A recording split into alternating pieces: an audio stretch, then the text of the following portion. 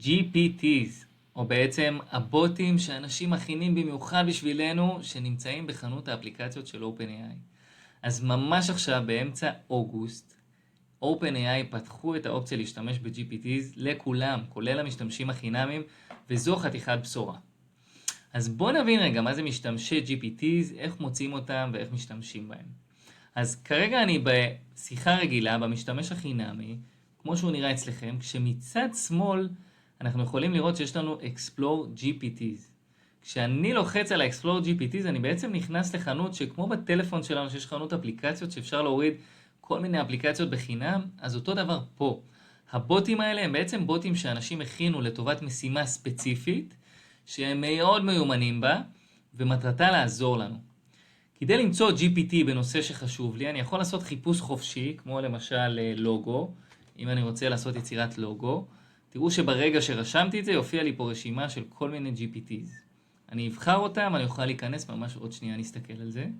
או אופציה שנייה, זה אני יכול לעבור לפי נושאים. אז הנה, פה יש לי נושא של כתיבה. כשאני אלחץ עליו, אני אראה את כל ה-GPTs המובילים בנושא כתיבה. בנושא פרודוקטיביטי וכו' וכו' וכו'. מה קורה כשאני לוחץ על GPT מסוים? כשאני לוחץ על GPT מסוים, אני רואה כמה דברים. 1, את השם של ה-GPT. 2, מי יזם אותו, אז פה במקרה הזה זו חברה בשם puzzle.today. 3, תיאור על ה-GPT, בעצם מה הוא עושה.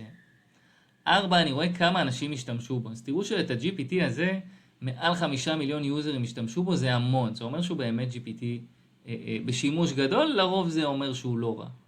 איך אני אדע עוד יותר שהוא לא רע? אתם רואים שהדירוג שלו זה 4.2, עם מעל 100,000 איש שדירגו אותו. הדירוג הוא מתוך 5 כוכבים. זה דירוג די גבוה. ובנוסף הוא מספר 1 בקטגוריה של כתיבה. מה שרואים מתחת זה בעצם השיחות שהוא פותח איתם. לא מאוד עוזר, אבל בעצם איך הוא מתחיל שיחה כשאנחנו נלחץ עליו, ופה מה היכולות שלו. אז פה הוא משתמש בדלי שעושה תמונות, בחיפוש באינטרנט, וגם יש לו איזה קוד ודאטה אנליזה. פה אנחנו רואים את הדירוג וכו' וכו'. ברגע שאני אלחץ Start Chat, אני בעצם מועבר לשיחה עם ה-GPT. אני יכול להתחיל איתו ולהגיד לו, Hey, what can you do? לדוגמה. או ממש להתחיל ולעשות את כל השיחה. אתם יכולים לראות שהוא ממש מונחה לשיח שהוא אומר, אני יכול לעזור לכם בכתיבה, כי זה הבוט הזה, הספציפי, המיועד לכתיבה.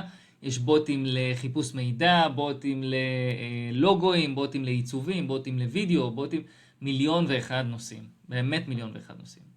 אז ככה הבוט עובד, ואם הייתי רוצה, הייתי ממשיך איתו את השיחה, והבוט הזה הספציפי היה עוזר לי לכתוב תוכן ל1,001,000 צורות. כשאני חוזר לשיחות רגילות, אחרי שהשתמשתי ב-GPT מסוים, אתם רואים שהוא נשמר לי בסרגל השמאלי. אני יכול להעיף אותו, לעשות לו hide מהסרגל GPTs, או שאני יכול להשאיר אותו פה, ואז בעצם לחזור בכל פעם לשיחה איתו. שיחה תיפתח מחדש. לסיכום, ה-GPTs יכולים לעזור לנו בפעולות ספציפיות שאנחנו צריכים שם מומחיות בצורה הרבה יותר מדויקת מאשר שימוש ב-GPT הרגיל. תשתמשו בהם.